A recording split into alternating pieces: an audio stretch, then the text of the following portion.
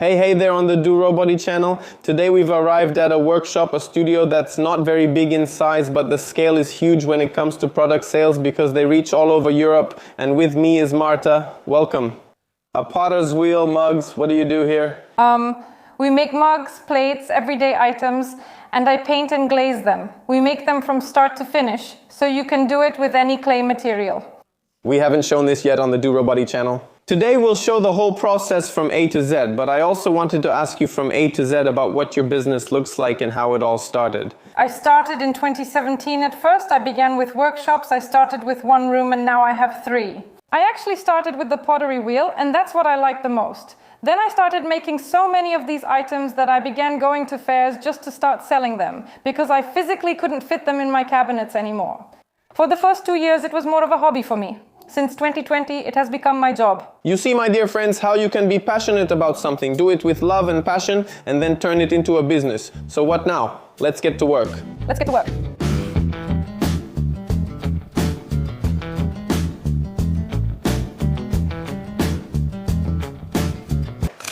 First, I need to prepare a ball of clay. We need about 400 grams of clay for one mug. A mug that is thrown on the wheel has to be bigger because the clay shrinks later, about 11 or 12%, so you have to keep that in mind. This wheel is electric. There are also wheels that you power with your foot. With your foot, exactly. But it's so difficult and you have to coordinate all your movements, so I definitely prefer the electric one. But still, at this stage, it's a kind of craftsmanship. Let's say we're making this cup, we add water to the clay to make it. How many such cups can you sell per month? We've checked and it's about 1,000 per month. 1,000 cups a month from such a small workshop. But in the beginning, as you said, you did it as a hobby and used to put them away in cupboards. Were you passionate about it? Why were you doing it? Every time, especially at the beginning, you can see a lot of progress, but pretty quickly I also started selling and going to local markets, just listening to what people liked. But let's say the first stage, the pottery wheel, it doesn't look like complicated equipment. How much can such equipment cost? With wheels, it's kind of like with cars. There are wheels for professionals and they can go up to 20 or 30,000. For example, I bought my wheel used from other ceramicists, and I think a few years ago I paid about 1,500 or 2,000, something like that. And it still works very well, so I think it's a great investment. But the wheel alone doesn't make a mug from what I can see around the studio. We have some kilns, firing, machines, so the investment cost of this whole endeavor is much higher. Was it like this at the start, or did you fire it in the oven? You can't use the oven because it's not hot enough. We fire at 1,250 degrees, and now we actually have quite a lot of equipment because we have as many as 4 kilns. But at the beginning, I didn't have my own kiln at all. I just fired in the studio I used to go to. And actually, I also recommend this for people who are just starting out, that there is an option to just buy a wheel, throw a mug, and for the first firing, simply take it to a nearby studio that already has a kiln. Dear viewers, you'll get a quick crash course. First, learn to make these mugs, and second, discover how to start your own business. So that you can run a business like this or turn another passion of yours into a business, and even without a big budget, as we've already heard, you can start your own business. So that's all in this episode. I'm gonna get on that wheel in a moment because when I watch you do it, it's super professional. I'm a bit afraid of what I'll make here because I've seen that there are actually quite a few steps to turning this clay into a mug. We've got it. And that's it. First one.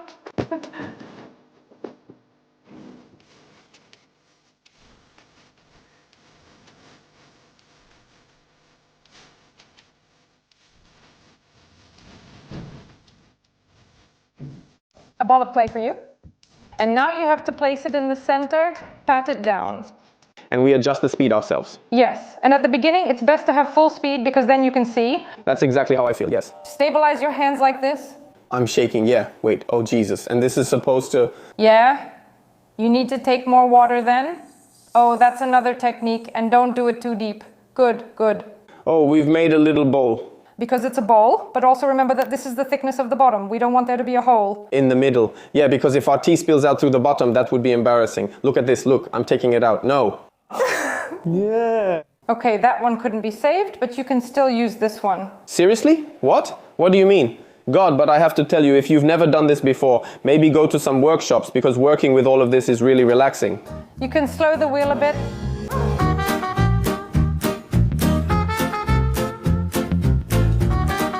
long does it take, let's say, from about 400 grams of clay to a finished mug like the ones behind you?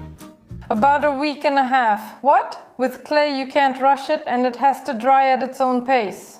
And that's the slowest part, and unfortunately ceramics teaches you patience, because whatever cup you make on the wheel now, you'll have to leave it and wait for it to dry, and usually that takes a few days.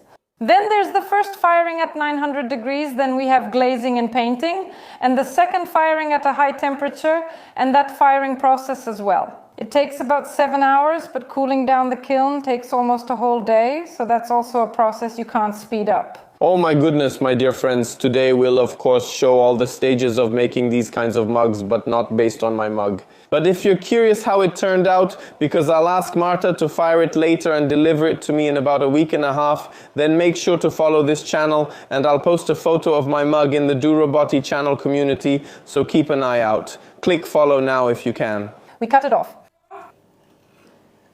Oh! You really got splattered with clay, and now you can try to lift it. It's best to use both hands.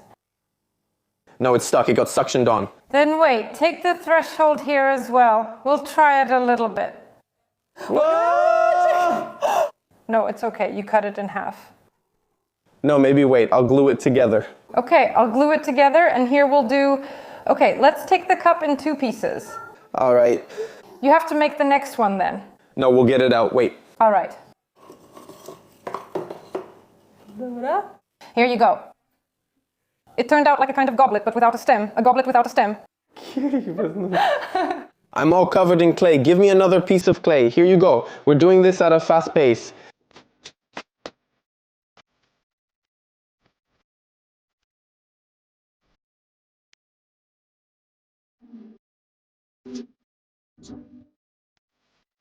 You're currently throwing with stoneware. This is an easier clay to throw because, for example, porcelain doesn't have grog in it, which are those little particles inside, and throwing with porcelain is like working with modeling clay. And there, if you add just a little too much water, suddenly everything collapses. So this clay is much more forgiving.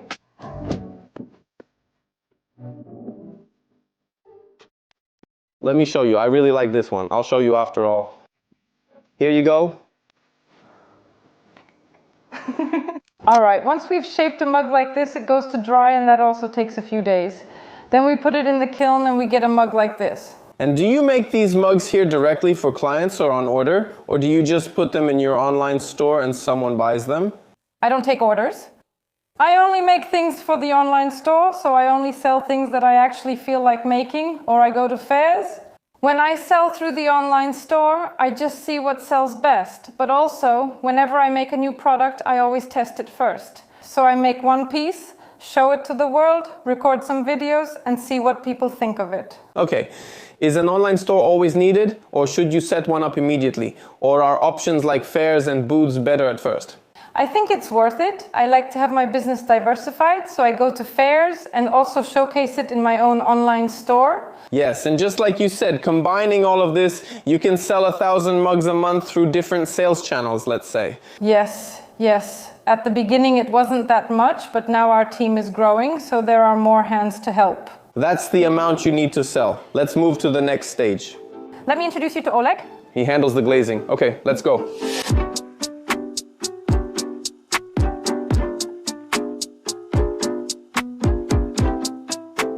Dear Oleg. Hello to you. The second part of this business, so it's not just Marta, but you're also involved here. What is your role? My role is mainly logistics, but I also help Marta with the less creative tasks, so she has time for designing, painting, and all the more interesting things. I take care of the rest of the business. Well, but still, it's great that you two are doing this together. But as I heard, 1,000 of these mugs, and you don't just make mugs, on a pottery wheel, you'd probably have to spend 10 hours a day to make that many. Yes, so as we started making more of these mugs, we had to adapt the production process. First, the shape we had developed and made on the wheel, we transferred to a casting mold. We used to cast these mugs ourselves in the workshop, but eventually ran out of space and couldn't keep up with demand.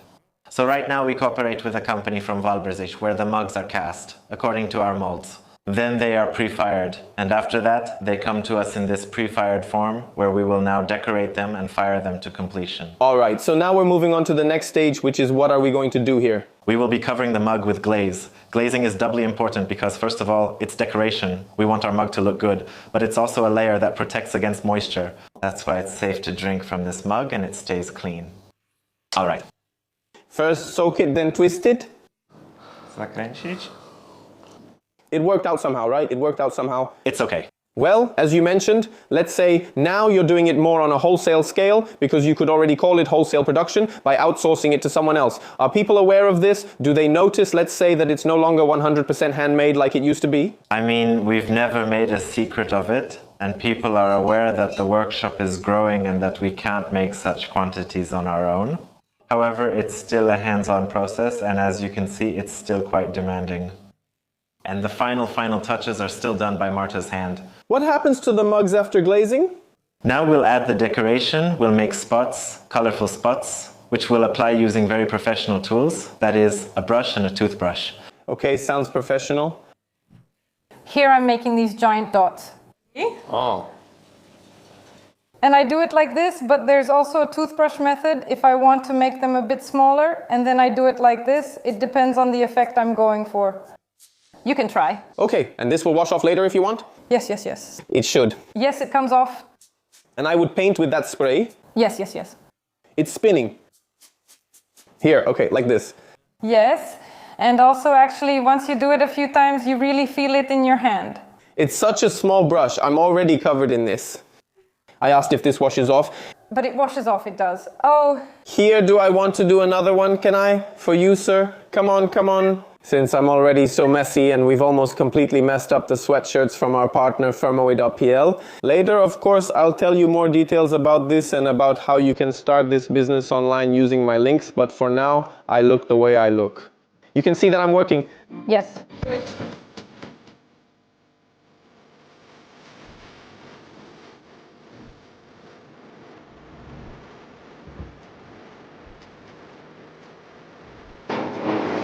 We already have, the cups have already been sprayed. Great. The next step is to clean the bottom because right now the cups are completely covered with glaze. The glaze melts during firing and we don't want these cups to stick to the shelf. Oh. Right. Well, looking at a cup like this, obviously it's awesome, it'll go for big money and someone will buy it, but what would happen or what is it? In cases where you make a lot of these cups, you put them out in different places for sale and so on, but still, some of these cups just don't sell, so what happens to them? We're in the fortunate position where most of them do sell, and the other advantage is that ceramics don't go bad. After firing, the cup can sit on the shelf until someone eventually comes and likes it. And what about the seasonality of this work? Do you feel that in certain times of the year there are higher sales? We definitely feel Christmas and the end of the year, which is always a strong time for us because, let's be honest, this is a gift factory. We have a strong spring trade fair season and have settled into a steady annual rhythm for several years.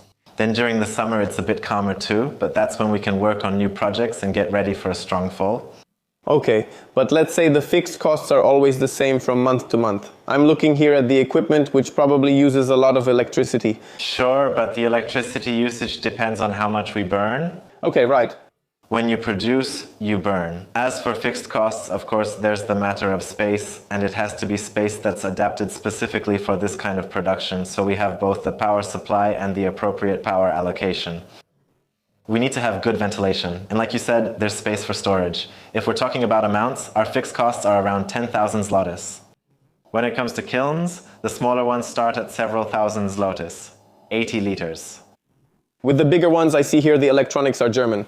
This one is 28,000. Okay, so those are some costs. You have to fire and throw quite a few mugs to cover that, right? Do we have something already? Can we take a look? Absolutely. Aha, and this is what we did here? It's dotted and it turned out like this, right? Yes, what's the price for such a, let's say, nice mug, you know, packed and shipped? This mug costs 95 zlotys. A bigger one with a handle is 120. 120 zlotys for a mug. It's like they write on the internet. What does someone have to do to buy themselves a mug for 95 zlotys? So I'm also reaching that stage, meaning, who are your customers? Statistically, it's mainly customers from big cities, mostly women. However, when it comes to age range, I was also surprised because we have everyone from teenagers to older people. So viewers, if you've made it to this point, leave a like under this episode so that information about this company spreads even more, because it's really cool and I'm excited that such creative people exist, are active and sell their own products like this. And write in the comments what you think about drinking coffee or tea from designer mugs, for example for 95 or 120 zlotys.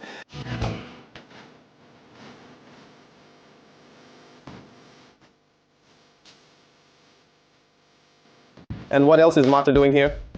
Oh, Marta is painting more things. I'm still painting, so it's not just spraying like before, but actual painting. Painting. I'll get back to you, Oleg, in the warehouse in a moment, but for now I'll paint something else. I'll try a different technique. Well, good luck. So, let's start painting. Here are your brushes. We always dilute the paint a little with water to make it easier to paint.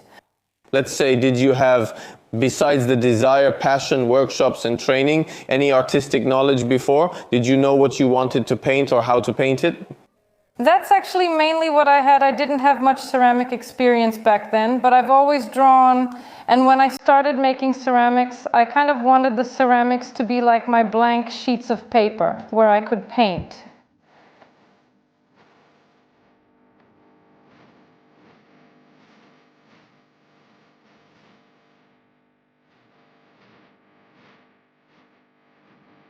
And just to wrap up this segment, I wanted to give some advice to people who are watching this episode. To the end, they've made it to this point and would like to start their own business, of course with some support. Firmover.pl, which you can visit, click the link and find out more about in a moment. So what should you do? How do you get started? I think you shouldn't be afraid of taking risks, but you should also calculate them, because making something is one thing and selling it is another, but you can try, and I think you have to try. So even if there's a lot of money, the budget is in your pocket, you think you shouldn't burn through it right away, but rather test a few smaller elements first and only then boost it with the budget? That's what I think, that you can burn through any budget, and if you overdo it at the beginning, you won't get much out of it. So I think that the method of taking small steps is a good way to build a stable business. And the best small step to start a business is to click on one of the links in the description. By using firmover.pl and my code KSDoRoboty, you can get a voucher for online shopping worth 500 PLN when you set up your company. So the full terms and information on how to start such a business, or if you're still not sure you want to start a business right now, but you're thinking about doing it sometime in the future, there's also a second link you can click to learn more and consult with people from the company. How to start such a business in the future. I highly recommend it. And since we're already talking about business and making money, because that's why you start a business, to earn some money, here's of course the channel's work jar, what and how much I earned today. I think that today your daily earnings could be those mugs that you painted. Oh, that's not a small amount of money either, as I found out, because I painted 3 mugs and I painted the 4th one with a brush. If you count it up, that's about $100. So without your time and materials, you can make $300 or $400. So you'll fire those mugs for me and deliver them. We'll deliver the mugs, so you'll have something to post about. And the problem is later I'll have a problem selling them. All right, but I accept that. So the money from these mugs will go into the jar. You'll see those mugs on the ROBOTY channel's community page, so make sure to follow. Thanks a lot, and thanks to Marta too for showing us behind the scenes of your business. Hope those mugs sell and the packages keep going out. Wishing you health and joy in this business, that's what matters most. Great, thanks for the visit and see you next time.